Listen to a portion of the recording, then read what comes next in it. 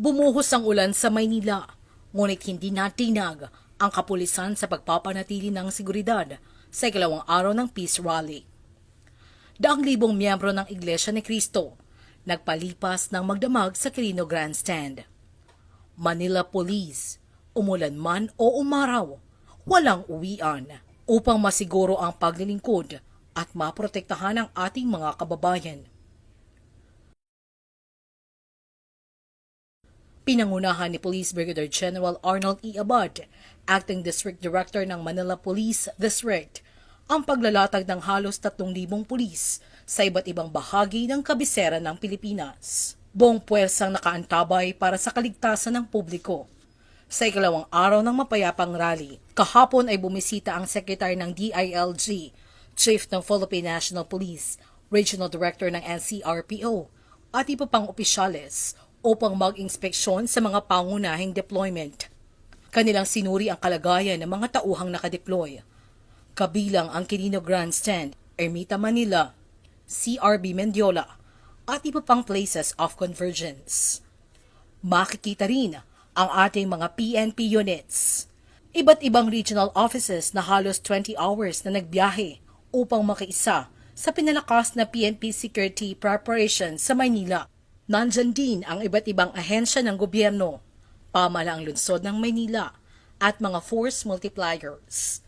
Mayroong emergency medical station at iba pang necessary support sa lugar ng protesta.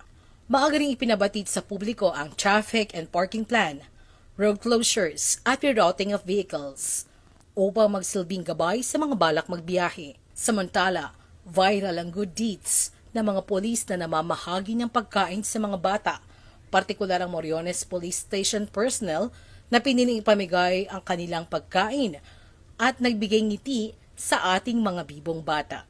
Natulungan ng ating medical team ang isang lola na 83 years old na humingi ng tulong upang makapunta sa ospital. Ayon sa pamunuan ng Manila Police District, makakaasa ang taong bayan ng ating kapulisan ay nakabatay sa profesionalismo, disiplina at paggalang sa karapatang pantao, lalo na sa mga mahalagang pambansang kaganapan.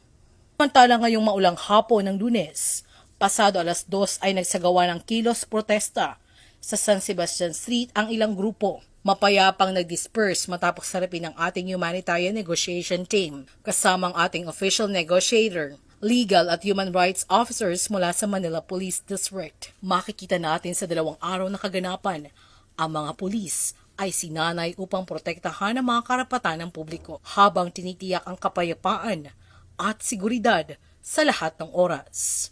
Bagong Philippine National Police para sa bagong Pilipinas. Serbisyong mabilis, tapat at nararamdaman. Dito sa CRB Mendiola, ako si Police Master Sergeant Raquel Castro, alagad ng batas, taga-taguyod ng Balitang Pulis.